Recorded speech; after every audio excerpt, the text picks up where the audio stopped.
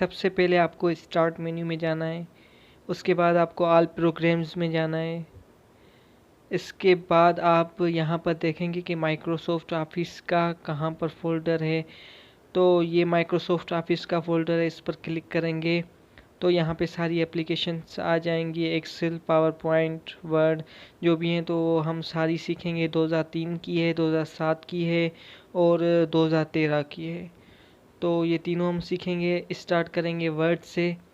तो वर्ड 2003 से, तो वर्ड 2003 हम ओपन कर लेते हैं। तो ये माइक्रोसॉफ्ट वर्ड खुल चुका है और इसका जो है, इसको माइक्रोसॉफ्ट वर्ड को जो है हम शॉर्टकट में जो है हम इसको MS वर्ड भी कह सकते हैं। ये एक एप्लीकेशन है माइक्रोसॉफ्ट ऑफिस की, ठीक है। तो अब माइक्रोसॉफ्ट ऑफिस की बहुत सारी एप्लीकेशंस होती हैं, जैसे एक्सेल होती है, पावर पॉइंट होती है या जो भी होती हैं, ठीक है। तो कुछ लोग कहते हैं ऑफिस, कुछ कहते हैं ऑफिस। तो ये इंग्लिश का मसला है। यानी अगर ब्रिटिश आप लैंग्वेज इस्तेमाल कर रहे हैं तो आप ऑफिस कहेंगे। अगर आप अमेरिकन इंग्लिश बोल रहे हैं तो फिर आपको ऑफिस कहना पड़ेगा। तो ये होते हैं, ये गलत नहीं होते लफ्ज़ जो होते हैं। जैसे कुछ लोग कहते हैं हम वॉक कर रहे हैं, या कुछ कहते हैं यार ये तो गलत बोल रहा है, ये तो वॉक होता है, फिर ये वॉक क्यों कह रहा है। तो भाई वॉक अमेरिकन इंग्लिश है और वॉक जो है वो ब्रिटिश इंग्लिश है, ठीक है। तो ये कुछ मसले होते हैं। खैर, तो ये हमारा टॉपिक नहीं है। तो टॉपिक से फिर याद आया, टॉपिक जो होता है वो ब्रिटिश लैंग्वेज होती है और अमेरिकन जो इंग्लिश होती है उसमें टॉपिक बोलते हैं। तो हमारा जो टॉपिक है वो है माइक्रोसॉफ्ट वर्ड। तो दोस्तों बहुत ही इजी है, मैं आपको स्टेप बाय स्टेप सिखाऊंगा। तो अगर आप मेरी रोज़ाना एक वीडियो भी देख लेंगे तो आई थिंक आप एक हफ्ते में पूरी MS वर्ड सीख सकते हैं। क्योंकि फिर आगे चल के हमें 2007 वाली, 2013 वाली और 2016 वाली भी सीखनी है। तो वो बहुत ही इजी हो जाएंगी। मतलब अगर ये आप सीख गए तो वो समझो आप वैसे ही सीख गए। अगर आप जाते हैं किसी सेंटर में सीखने तो वहाँ आपको सिखाते तो कम हैं, मगर आपसे पैसे बहुत ही ज़्यादा लेते हैं और टाइम भी बहुत ही ज़्यादा लगता है। तो वैसे ये इसमें कोई टाइम लगने वाला नहीं है, ना ही आपके कोई पैसे खर्च होने वाले हैं। सबसे पहले MS वर्ड की डेफिनेशन देखेंगे कि वो प्रोग्राम जिसमें हम वर्ड्स लिख सकें, जैसे कि एसेज या लेटर्स, एप्लीकेशंस। ये इसकी डेफिनेशन है और हमारे लिए, क्योंकि हम सीख रहे हैं, तो हमारे लिए ये एक ब्लैंक कॉपी है। वो कॉपी जो हम स्कूल में या कहीं पर भी इस्तेमाल करते हैं लिखने के लिए, ठीक है। तो ये यहाँ पर समझें कि एक कॉपी है लिखने के लिए, वर्ड्स लिखने के लिए। तो यहाँ पर मैं लिखता हूँ learning MS office, sorry office नहीं बल्कि वर्ड। इसको सिलेक्ट करके अंडरलाइन कर लेते हैं, क्योंकि ये टॉपिक है, मैं आपको सिखा नहीं रहा। ये सिर्फ मैं अपनी तरफ से टास्क लिख रहा हूँ ताकि मैं आपको क्या क्या समझा रहा हूँ वो मैं लिख सकूँ, और ताकि इससे पता चले कि मैं कौन कौन सी चीज़ आपको समझा रहा हूँ, ठीक है। तो सबसे पहले हमने लिख लिया लर्निंग MS वर्ड, ठीक है।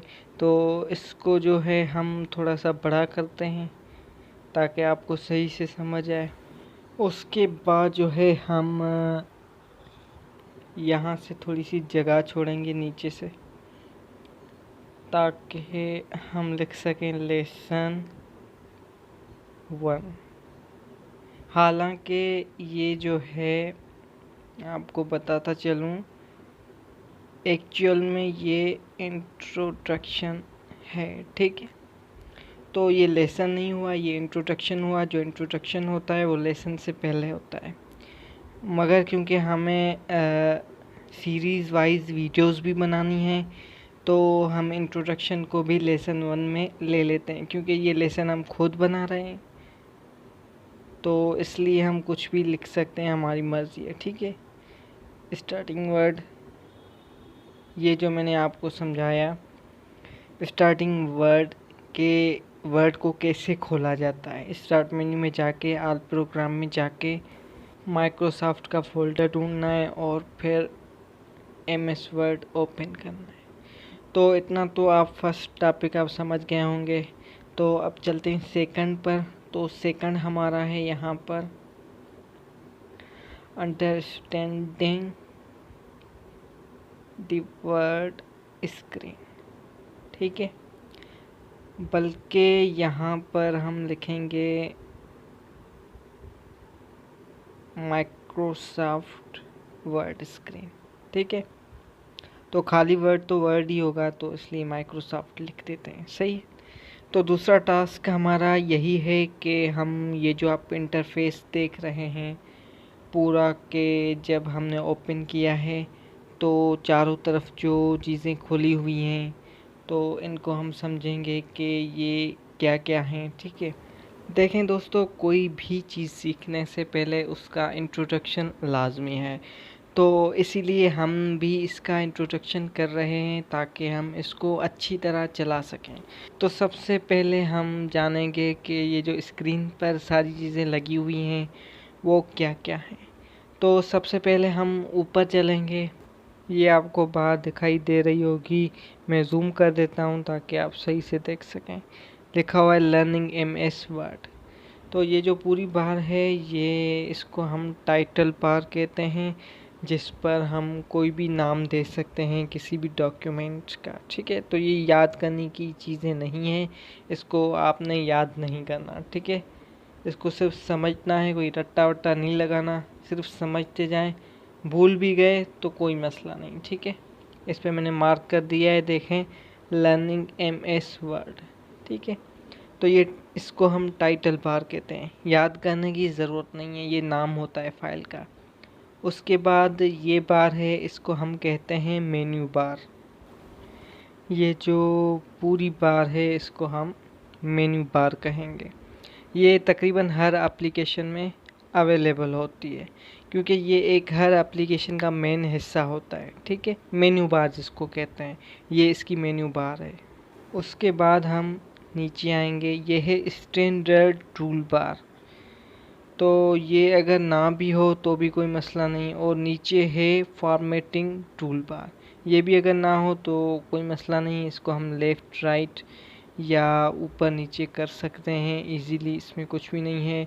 ये जो स्टैंडर्ड और फॉर्मेटिंग टूल बार हैं इसको हम अगर नहीं भी होंगी तो भी कोई मसला नहीं, हम इसको ला सकते हैं। मेन जो मैंने आपको हिस्सा बता दिया वो ऊपर है। ठीक है, तो ये देख लें, अगर हम इसको राइट क्लिक करेंगे तो स्टैंडर्ड और फॉर्मेटिंग ये दोनों टिक लगी हुई हैं। ठीक है, तभी ये स्क्रीन पर अवेलेबल है। अगर हम टिक हटा देंगे तो समझें ये चली जाएंगी। ठीक है, तो मेन हिस्सा ऊपर है, वहीं से हम ये दोनों ला सकते हैं। देख लें टिक लगा हुआ है मतलब अवेलेबल है। अगर हम इनको हटा देंगे मतलब ये हट जाएंगी। तो अगर ये गुम भी हो जाती हैं तो हम इनको ला सकते हैं। ठीक है, उसके बाद हम आते हैं स्केल पर। तो आपको पता है कि कॉपी पर स्केल क्या करती है, तो हम ये बाद में सीखेंगे। ये है स्केल जो कि कॉलम टाइप है, मतलब हम कह सकते हैं वर्टिकल स्केल। और ये है हॉरिजेंटल स्केल। ठीक है, इससे हम पेज की जो है वो सेटिंग करेंगे आगे चल के। ये क्योंकि इंट्रोडक्शन है तो सिर्फ आपको बता रहा हूँ, हॉरिजेंटल स्केल और वर्टिकल स्केल। और ये जो है ऊपर नीचे करने के लिए पेज को, तो इसको हम कहते हैं स्क्रॉल बार। ये ऊपर नीचे करने में भी मदद करती है, जैसे वर्टिकल हॉरिजेंटल दोनों में होती है, नीचे ऊपर दोनों होती है। उसके बाद ये व्यू बटन्स हैं, किस तरह का व्यू चाहिए ये भी हम बाद में ही सीखेंगे।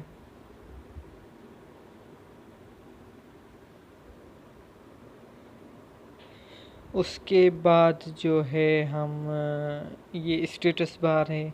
ठीक है, इस पे कितने पेजेस हैं, कितने कॉलम्स हैं, कितनी लाइंस हैं वगैरह जो भी है ये भी हम बाद में सीखेंगे। और उसके बाद जो है कौन सी चीज़ रहती है, ये क्लोज का बटन है, आपको पता होगा। उसके बाद जो है आपको एक और चीज़ बता दूं कि इसके लिए टाइपिंग भी ज़रूरी है। तो टाइपिंग में आपको इंशाल्लाह इसके बाद सिखाऊंगा, और टाइपिंग किस तरह से करनी है बिना देखे। ठीक है, अगर आप बिना देखे करना चाहते हैं तो इंशाल्लाह मैं आपको सिखाऊंगा। एक वीक में जो है आप बिना देखे किसी भी बटन को आंखें बंद करके दबा सकते हैं। और बाकी जो स्पीड है, स्पीड अप करने के लिए आपको 2 से 3 वीक्स चाहिए, तो वो भी इंशाल्लाह मैं आपको बताऊंगा सारी चीज़ें। तो मैंने आपको पहले ही बताया कि स्टेप बाय स्टेप मैं आपको सिखाऊंगा, तो ये सिर्फ एक इंट्रोडक्शन था, तो इसलिए हम इसमें समझेंगे कोई भी चीज़ सीखी नहीं है, सिर्फ हमने इसका इंट्रोडक्शन लिया है। और इसको जो है याद करने की ज़रूरत नहीं है, जो भी चीज़ें हैं मैं आपको इंशाल्लाह सिखाऊंगा। सीखने से ही हम सीखेंगे, याद करने से नहीं सीखेंगे। ठीक है।